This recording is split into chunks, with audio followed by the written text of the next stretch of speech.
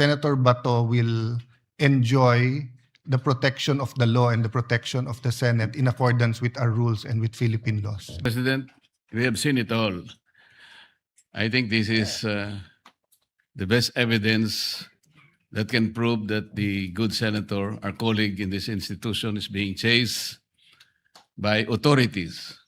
I'm not sure where they got the authority to chase him, and incidentally, I think he's about to be captured by them for purposes of serving him or rendering him or even surrendering him to the ICC.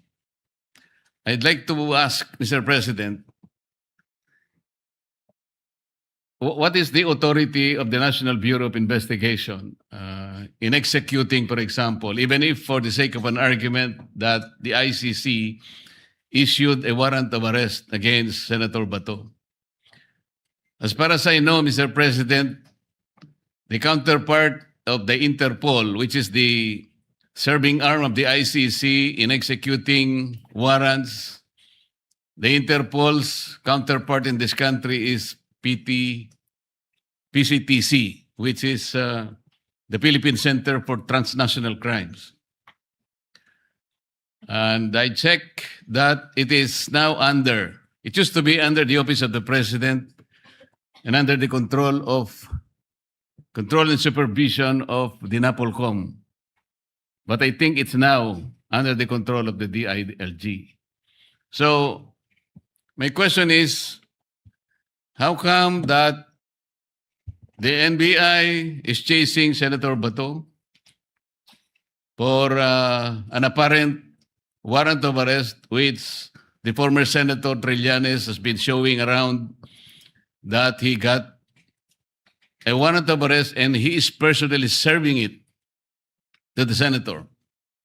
The first question is former Senator Trillianes now the sheriff of the ICC?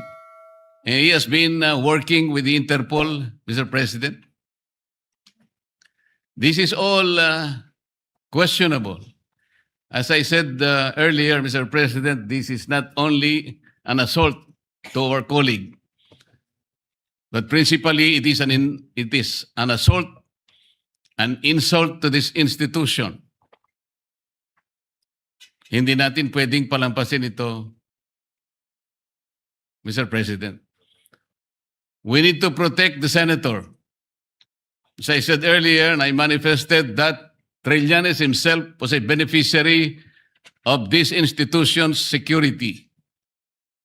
Humingi po siya ng Senate Protective Custody nung panahon na kinailangan niya po ito. Ngayon, ironically, he's the one executing the very act which prevented him from being assaulted at the time. Masyado pong nakakabahala na ang nangyayari, Mr. President. I think all these people, we can identify all these people in due time. They did not only violate Article 145 of the revised penal code, as I earlier manifested. Former Senator Trillanes is even guilty of usurping authority, Mr. President. Hindi natin pwedeng palampasin po ito. In the meantime, I'd like to move, Mr. President, that in the light of the recent adoption of the Senate Resolution number 44, I move that Senator Bato be placed under the Senate Protective Custody, Mr. President, until he is able to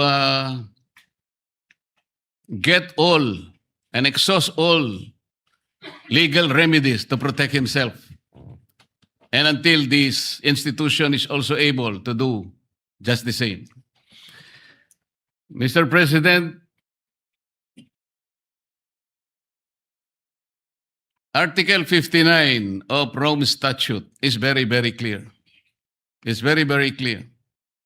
Even for the sake of an argument that there is a valid warrant of arrest against our colleague, Article 59 still states that the arresting, the person to be arrested must be promptly delivered to a competent judicial authority in order to accomplish at least three things. Number one, to identify or to ascertain the identity of the person being arrested. Number two, whether the processes, the legal processes have been observed. And number three, whether or not his rights were protected. This is very, very important for purposes of protecting the due process and the rule of law, which our colleague can avail.